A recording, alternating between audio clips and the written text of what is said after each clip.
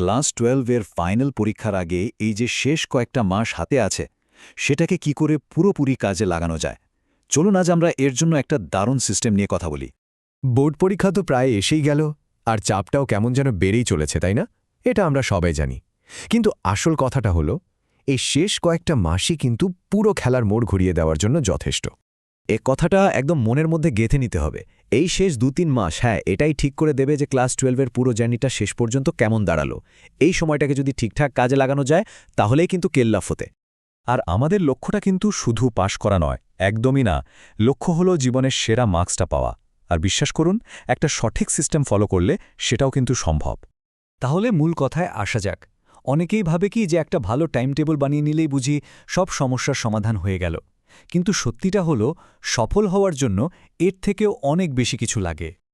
আচ্ছা, একটা প্রশ্ন করি, শুধু একটা রুটিন কি সাফল্যের গ্যারান্টি দিতে পারে? বেশিরভাগ ক্ষেত্রেই এর উত্তরটা হলো না, পারে না। তাহলে আসল সাফল্যের চাবিকাঠিটা কি? শুধু একটা প্ল্যান নয়, দরকার একটা পুরো সিস্টেম। মানে এমন একটা ব্যবস্থা যা পড়াশোনাকে একটা স্বাভাবিক অভ্যাসে পরিণত করবে। এটাকে আর কোনো বোঝা বলে মনেই হবে না। এই পুরো সিস্টেমটা দাঁড়িয়ে আছে 4টে খুব জরুরি দৈনিক অভ্যাসের ওপর। চলুন এবার দেখে নেওয়া যাক সেগুলো ঠিক কি কি। এই স্লাইডটা কিন্তু খুব মন দিয়ে দেখতে হবে। এই 4টি হলো সেই ফাউন্ডেশন বা ভিত্তি: balance diet, mind exercise, daily workout আর ডিজিটাল ডিটক্স। এই ভিত্তিটা যদি মজবুত না হয় তাহলে কোনো টাইম টেবিলই কিন্তু ঠিকমতো কাজ করবে না। সিস্টেমের প্রথম অভ্যাস হলো আমাদের ডায়েট। এই লাইট হেভি লাইট বা হালকা ভারী হালকা প্যাটার্নটা খেয়াল করুন। মানে সকালে হালকা ব্রেকফাস্ট, দুপুরে ভারী লাঞ্চ আর রাতে আবার একদম হালকা ডিনার। এর ফলে কি হবে? সারাদিন এনার্জি লেভেলটা একদম ঠিক থাকবে আর পড়ার সময় ঝিমুনি ভাব আসবে না। দ্বিতীয় অভ্যাসটা হলো আমাদের মনের জন্য প্রতিদিন মাত্র 15 মিনিটের মেডিটেশন। এর লাভগুলো একবার দেখুন। স্ট্রেস আর টেনশন কমবে, অহেতুক ভাবনা বা ওভারথিঙ্কিং বন্ধ হবে, মেমোরি পাওয়ার বাড়বে আর মুডও থাকবে স্টেবল।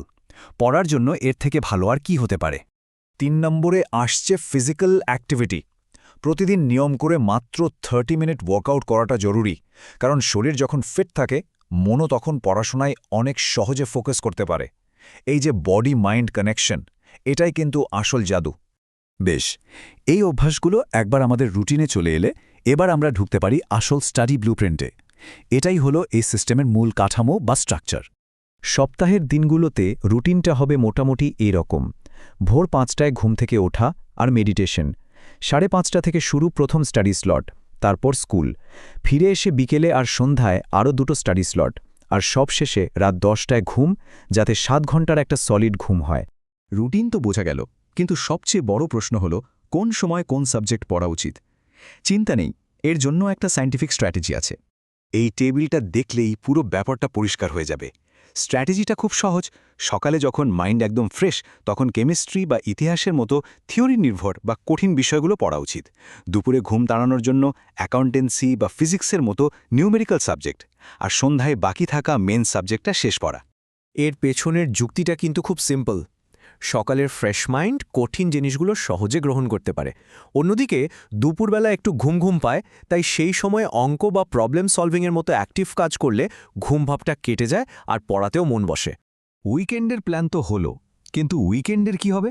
বিশেষ করে রবিবার দিনটাকে কিভাবে 100% কাজে লাগানো যায়, তার জন্য একটা নিখুঁত প্ল্যান আছে। রবিবারের জন্য এই 3কে কাজ মাস্ট।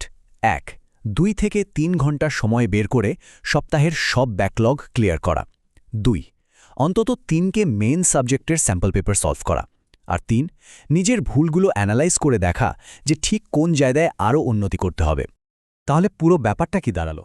সিস্টেমটা কিন্তু মোটেও জটিল নয়, শুধু দরকার ধারাবাহিকতা। ওই 4টে কোর হ্যাবিট আর স্টাডি ব্লুপ্রিন্টটা যদি নিয়ম করে ফলো করা যায় তাহলে সাফল্য আসবেই, এটা নিশ্চিত। এখন তো পুরো ব্লুপ্রিন্টটা আমাদের চোখের সামনে। আসল প্রশ্নটা হলো, আগামীকাল সকাল থেকে প্রথম কোন পরিবর্তনটা আনা হচ্ছে? কারণ শুধু ভাবলে হবে না, এবার কাজে নামার পালা।